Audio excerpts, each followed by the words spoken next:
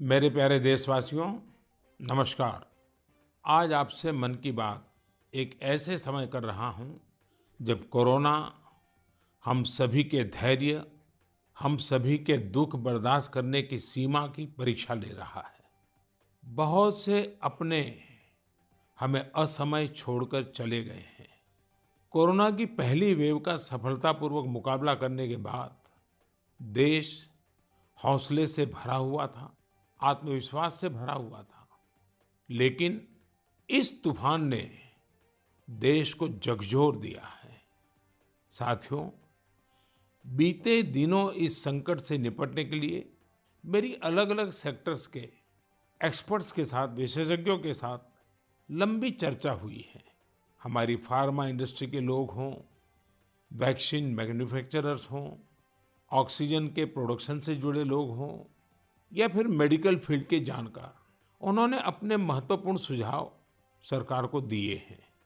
इस समय हमें इस लड़ाई को जीतने के लिए एक्सपर्ट्स और वैज्ञानिक सलाह को प्राथमिकता देनी है। राज्य सरकार के प्रयत्नों को आगे बढ़ाने में भारत सरकार पूरी शक्ति से जुटी हुई है। राज्य सरकारें भी अपना दायित्व निभाने की पूरी कोशिश कर रही हैं। साथियों, कोरोना के खिलाफ इस समय बहुत बड़ी लड़ाई देश के डॉक्टर और हेल्थ वर्कर्स लड़ रहे हैं। पिछले एक साल में उन्हें इस बीमारी को लेकर हर तरह के अनुभव भी हुए हैं। हमारे साथ इस समय मुंबई से प्रसिद्ध डॉक्टर शशांक जोशी जी जुड़ रहे हैं। डॉक्टर शशांक जी को कोरोना के इलाज और इससे जुड़ी रिसर्च का बहुत जमीनी अनुभव है। वो इंडियन कॉलेज ऑफ फिजिशियंस के डीन भी रह चुके हैं। आइए बात करते हैं डॉक्टर शशांक से। नमस्कार डॉक्टर शशांक जी। नमस्कार सर। अभी कुछ दिन पहले ही मुझे आपसे बात करने का अवसर मिला था। आपके विचारों की स्पष्टता मुझे बहुत अच्छी लगी थी। मुझे लगा देश के सभी नागरिकों को आपके विचार जानने चाहिए। जो बातें सुनने में आती है उसी को मैं एक सवाल के रूप में आपके सामने प्रस्तुत करता हूँ। डॉक्टर शशांक, आप लोग इस समय दिन रात जीवन रक्षा के काम में लगे हुए हैं। सबसे पहले तो मैं चाहूँगा कि आप सेकंड वेव के बारे में लोगों को बताएं। मेडिकली ये कैसे अलग है और क्या-क्या सावधानी जरूरी है? धन्यवाद सर। ये जो दूसरी बाढ़ आई है ये तेजी से आई है। तो जितनी पहली बाढ़ थी उससे ये वायरस ज़्यादा तेज चल रहा है। लेकिन अच्छी बात यह है कि उससे ज़्यादा रफ्तार से रिकवरी भी है और मृत्यु दर काफ़ी कम है। इसमें दो तीन फर्क है। पहली तो ये युवाओं में और बच्चों में भी थोड़ा दिखाई दे रहा है। उसके जो लक्षण हैं, पहले जैसे लक्षण थे, सांस चढ़ना, सूखा खांसी आना, बुखार आना, ये तो सब है ही। और उसके साथ थोड़ा गंध जाना, स्वाद चला जाना, ये भी है। और लोग थोड़े भयभीत हुए। भयभीत होने की बिल्कुल ज़रूरत नहीं है। 80-90% लोगों में इसमें कोई भी लक्षण नहीं दिखाई देते हैं। ये म्यूटेशन जो बोलते हैं, घबराने की बात नहीं है। ये म्यूटेशन होते रहते हैं। जैसे हम कपड़े बदलते हैं वैसे वायरस भी अपना रंग बदल रहा है और इसलिए बिल्कुल डरने की बात नहीं है। और ये वेव को हम पाल कर देंगे। वेव आती जाती है और ये वायरस आते जाते रहता है। तो यही अलग अलग लक्षण हैं और मेडिकली हमको सतर्क रहना चाहिए।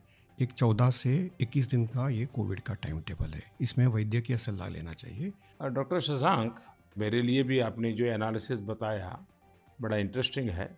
मुझे कई चिट्ठियां मिली हैं जिसमें ट्रीटमेंट के बारे में भी लोगों की बहुत सी आशंका है। कुछ दवाओं की मांग बहुत ज़्यादा है। इसलिए मैं चाहता हूं कि कोविड के ट्रीटमेंट के बारे में भी आप लोगों को जरूर बताएं। हाँ सर, क्लिनिकल ट्रीटमेंट लोग बहुत देरी से चालू करते हैं और अपने आप बीमारी से दब जाएंगी ये भरोसे पे रहते हैं और मोबाइल पे आने वाली बातों पे भरोसा रखते हैं। और अगर सरकारी दी हुई सूचना का पालन करे तो ये कठिनाई का सामना नहीं आता है। तो कोविड में जो ट्रीटमेंट क्लिनिकल प्रोटोकॉल है उसमें 3 प्रकार की तीव्रता है। हल्का या माइल्ड कोविड, मध्यम या मॉडरेट कोविड और तीव्र कोविड जो सीवियर कोविड बोलते हैं, इसके लिए है। तो जो हल्का कोविड है उसके लिए तो हम ऑक्सीजन का मॉनिटरिंग करते हैं, पल्स का मॉनिटरिंग करते हैं, बुखार का मॉनिटरिंग करते हैं। बुखार बढ़ जाता है तो कभी कभी पैरासीटामोल जैसी दवाई का इस्तेमाल करते हैं और अपने डॉक्टर से संपर्क करना चाहिए। जो मॉडरेट कोविड होता है, मध्यम कोविड होता है या तीव्र कोविड होता है तो वैद्य के अपने डॉक्टर के साथ संपर्क करना बहुत जरूरी है। सही और सस्ती दवाई अवेलेबल है जिसमें स्टीरॉयड जो है ये जान बचा सकती है, जो इनहेलर्स दे सकते हैं हम, टैबलेट दे सकते हैं हम, और उसके साथ ही प्राणवायु जो ऑक्सीजन है वो देना पड़ता है और इसके लिए छोटे छोटे इलाज है। लेकिन अक्सर क्या हो रहा है कि एक नई एक्सपेरिमेंटल दवाई है जिसका नाम है रेमडेसिविर। ये दवाई से एक चीज़ जरूर होती है कि अस्पताल में 2-3 दिन कम रहना पड़ता है और क्लिनिकल रिकवरी में थोड़ी सी उसकी एड होती है। ये भी दवाई कम काम करती है जब पहले 9-10 दिन में दी जाती है और ये 5 ही दिन देनी पड़ती है। तो ये लोग जो दौड़ रहे हैं रेमडेसिविर के पीछे, ये बिल्कुल दौड़ना नहीं चाहिए। ये दवाई की थोड़ा काम है जिनको ऑक्सीजन लगता है, प्राणवायु ऑक्सीजन लगता है, जो अस्पताल में भर्ती होते हैं और डॉक्टर जब बताते तभी लेना चाहिए। तो ये बहुत ज़रूरी है सब लोगों को समझना। हम प्राणायाम करेंगे, हमारे शरीर के जो लंग्स है उसको थोड़ा एक्सपांड करेंगे और जो हमारी खून पतली करने वाली जो इंजेक्शन आती है जिसको हम हिपैरिन बोलते हैं, ये छोटी छोटी दवाइयाँ देंगे तो 98% लोग सर ठीक हो जाते हैं। तो पॉजिटिव रहना बहुत ज़रूरी है। ट्रीटमेंट प्रोटोकॉल वैद्य के सलाह से लेना बहुत ज़रूरी है और ये जो महंगी महंगी दवाई है उसके पीछे दौड़ने की कोई ज़रूरत नहीं है सर। अपने पास अच्छे इलाज चालू है, प्राणवायु ऑक्सीजन है, वेंटिलेटर की भी सुविधा है, सब कुछ है सर।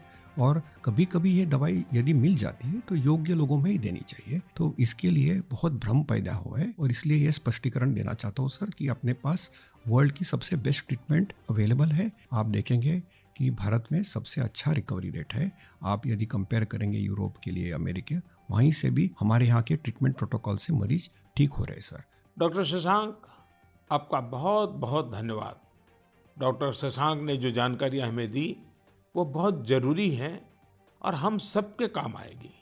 साथियों, मैं आप सबसे आग्रह करता हूँ, आपको अगर कोई भी जानकारी चाहिए हो, कोई और आशंका हो, तो सही सोर्स से ही जानकारी लें। आपके जो फैमिली डॉक्टर हो, आसपास के जो डॉक्टर्स हो, आप उनसे फ़ोन से संपर्क करके सलाह लीजिए। मैं देख रहा हूँ कि हमारे बहुत से डॉक्टर खुद भी ये जिम्मेदारी उठा रहे हैं। कई डॉक्टर्स सोशल मीडिया के जरिए लोगों को जानकारी दे रहे हैं, फ़ोन पर, व्हाट्सएप पर भी काउंसलिंग कर रहे हैं। कई हॉस्पिटल की वेबसाइटें हैं जहां जानकारियां भी उपलब्ध हैं और वहां आप डॉक्टर से परामर्श भी ले सकते हैं। ये बहुत सराहनीय है। मेरे साथ श्रीनगर से डॉक्टर नावीद नजीर शाह जुड़ रहे हैं। डॉक्टर नावीद श्रीनगर के गवर्नमेंट मेडिकल कॉलेज में प्रोफेसर हैं।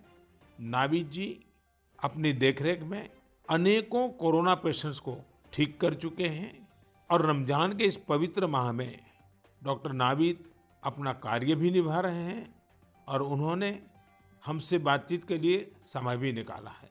आइए उन्हीं से बात करते हैं। नावीद जी नमस्कार। नमस्कार सर।